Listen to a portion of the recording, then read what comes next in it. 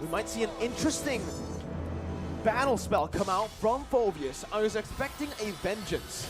Oh. Because usually, you need to go for that Vengeance if you are up against a 1-1 on the Phoveus in a losing lane like this. But it is not the Benedetta that he's up against, right? It is the Yuzong. Exactly. Well, Yuzong is also a very oppressive hero in the laning phase. So we'll have to see that can Papadoc actually get an advantage, and if he does have an advantage, right, it's still up to the rest of the team to enable, to try and catch out the players before the Phoveus in the hands of Papadoc can actually make those crazy plays. So far though, it is a slow laning phase, and it will all depend on, I think, the jungler. So far we've seen that both these teams like taking it easy all the way till minute number 4, but in this game, it's a bit more scrapping going on. Let's see, right now, Indonesia early on, already 1-1 actually. Winning out in the lane up against Clint right now, and Brad is actually able to get out. Wait! In the XP lane, it's a solo, it's a gank. It's a gank there, from 2v1, Taz. Erwin taken very low. That's the Inspire popped in. Brands looking for that kill onto Erwin. Will not be able to find it, but it's a lot of damage, and that pressure has been alleviated off the other members. Dreams gets caught. That's going to be the shadow kill to pick up another 1-for-1. This time, Argentina with their comfort picks are doing better. Argentina strikes back in the early game. Again, you can't take this team lightly. They are a serious contender in the tournament right now. Indonesia, they need to be a bit more careful, because if they let Jotun start snowballing, that can't be good for them as well. These squishier laners are going to be quite vulnerable, but I guess Brands will be the one that will be feeling the bulk of that aggression. Indonesia, though, already first onto the neutral objective now. Picks it up. No contest from Argentina, as Jotun doesn't have that purple buff. Without the purple buff, Hayabusa is going to find it very difficult to contest or even to gank. So for Argentina, it does feel like their win condition is solely on getting the picks early on. They can't really go for the neutral objective control. Dreams there with a cheeky invade, looking for that steal. But Taz on this Demon Slayer Benedetta. I wonder if he's going to go damage or tank. I think damage must be the way to go. He has that Demon Slayer emblem, so it's a interesting hero. Able to be built quite a few different ways, hybrid, tank, full damage. But right now, we keep talking about the lane management in game number 1. In game number 2 here, I think it's no different. Indonesia has so many wave clear tools to actually work around with. Psychots, Taz, as well as Hijime can all do that, but look at that aggression coming in, and they're not done yet. Jotun able to maneuver himself out of that position, but now he's going to get caught in the stun. Doesn't have the shadow kill to play with here. The guy as well, but a Luminant Blast forces Erwin to pop that circling eagle, leaving Jotun behind for Indonesia to take.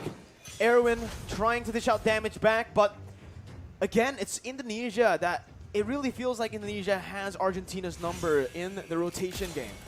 You can see how they can just have such a good read on Argentina, because Dreams, he charged the Luminant Blast preemptively towards the top side, so they are a few steps ahead in these very messy skirmish engagements. And I think Taz is waiting. He's trying to try and steal that purple buff. Does he have backup though? That's the main question. He's all alone here. He's still looking for that retribution battle, but decides to back off. Using Eye for an Eye to get out of the circling eagle. Meanwhile, in the XP lane, Hijime and Psychots finds a kill. That's the second kill over to Papadog, who's not having a blast on this Phoveus in that XP lane, Arashi.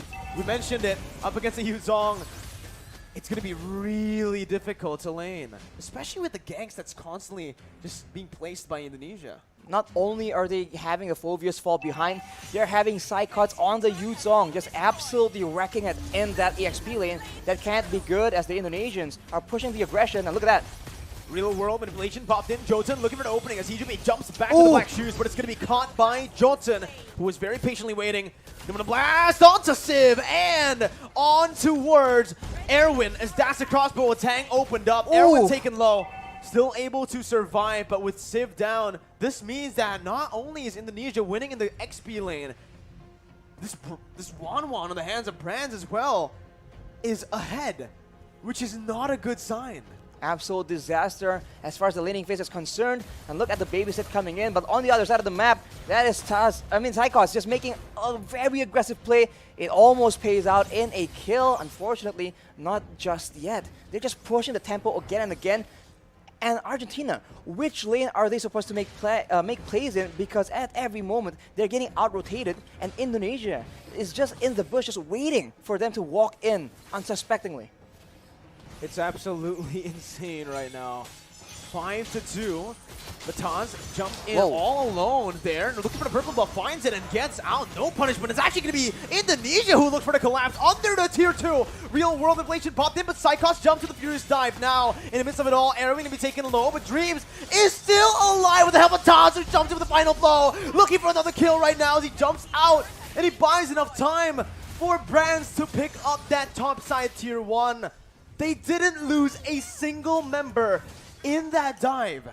If you thought Argentina completely out-macroed Slovenia yesterday, this is a bit of a repeat because Indonesia is absolutely leagues ahead from Argentina.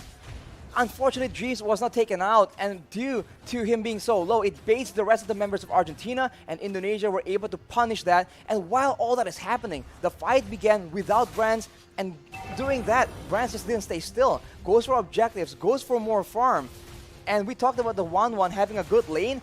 Brands is having an amazing lane, and in the late game, that cannot be good for the side of Argentina. 6th minute, 4-man dive, 4v5, Arashi. That's what made it super impressive. It wasn't a 5v5, it was a 4v5, and they still got out with the better trade. They still were able to take that purple buff unpunished. They were the ones actually punishing Argentina for stepping into their own jungle. They are treading the line so carefully. I mean, at any moment, any small misplay can lead to disaster in these very risky plays, but Indonesia is making it happen. That just shows, again, their skill and their class, and right now they are in the sides, in the wings, waiting for an opportunity. Side cuts always being so crafty in the positioning game, but look at that.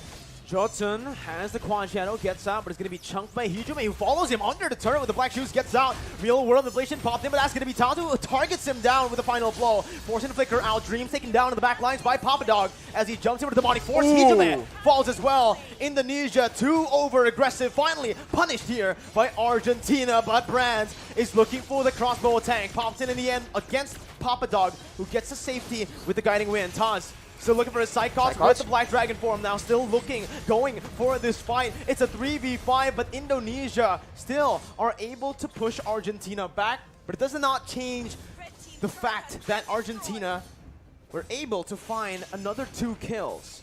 They get another 2 kills, but we talk about the wave pressure again and again. You guys at home are probably so bored of hearing about it, but the bottom side, the minions have taken 1 more turret for Indonesia. We take a look at the items here, 4 Brands. Corrosion Scythe having the Demon Hunter Sword as well. These thicker, tankier members on the side of Argentina are going to be suffering from that percentage HP damage from the Demon Hunter Sword, and it's only going to get worse from here on. That is 2 core items for 1-1. That's really not what Argentina won. The reverse. 1-1 with the Demon Hunter Sword, with the Corrosion Scythe so early on, and now I do believe he is building towards the Windtalker, which is going to be, again, that countermeasure for Brands to go up against the Phobius. When you start to have more attack speed, and when you start to be able to actually dash faster than the Demonic Force, that's when Wanwan can actually somewhat counter the Phobius. Taz is all alone, and he actually baits the entire team, baits some resources as well for Zycos. Goes over the Black Dragon form, petrifying Jotun. And just like that, that's the jungler taken out. That's also Meteoro who falls in the mid lane to Brands. Papadog isolated, zoned away from the rest of his team as he'll be stunned up and he will be slain up in the top side. Look at Brands. 3-0. Brands pushing in the mid lane without a care. He is alone. He is staring 2 members of Argentina in the face. It doesn't matter. He is so ahead right now. He has that confidence, the mechanical skill. And look at that. He's behind the turret. That is, you're not supposed to do that as a marksman, but Brands doesn't care, I guess, as Indonesia wrestles away the control in the jungle from Argentina. But look at that right now. They're just sieging the base as much as possible, and the base turret passive has popped. I can speak based on experience that On the 1-1, if you're Snowball, you can do whatever you want. Yeah. So we'll see once again. Psychots wants to do whatever he wants as well with the Black Dragon form, just penetrating into that base, zoning 4 members away from the base turret. As Franz and Hijume just sieges it down. Taz now a little blade as the Numenal Blast canceled out, but he flickers forward, getting the damage and the stun onto Meteoro, who's forced to flicker back out again. Taz now under the turret range, forced to back away. Shadow Kill popped in, won't be able to find enough damage to take anyone down. That's another resource, the real world manipulation by Meteoro to defend. 10 minutes in, Indonesia have cracked 1 base turret and are looking for the second in the mid lane. Arashi, it's looking grim. It's gonna be Hijume who jumps back with Black Shoes. Demonic Force popped in by Papa Dog. And they do not want to stop. They just have the superior siege right now. They're going for damage on the members of Argentina and also the base turrets, but they're going again. Papa Dog looking for the play, but it is just going to give Brands enough weakness points to pop that crossbow of Tang. Erwin low, forced to recall, and Indonesia are looking for the end. 2-0, Cyclops jumps in again with that signature Petrify on 3. Finds a double before they end the game. 2-0. Indonesia will meet up against Cambodia.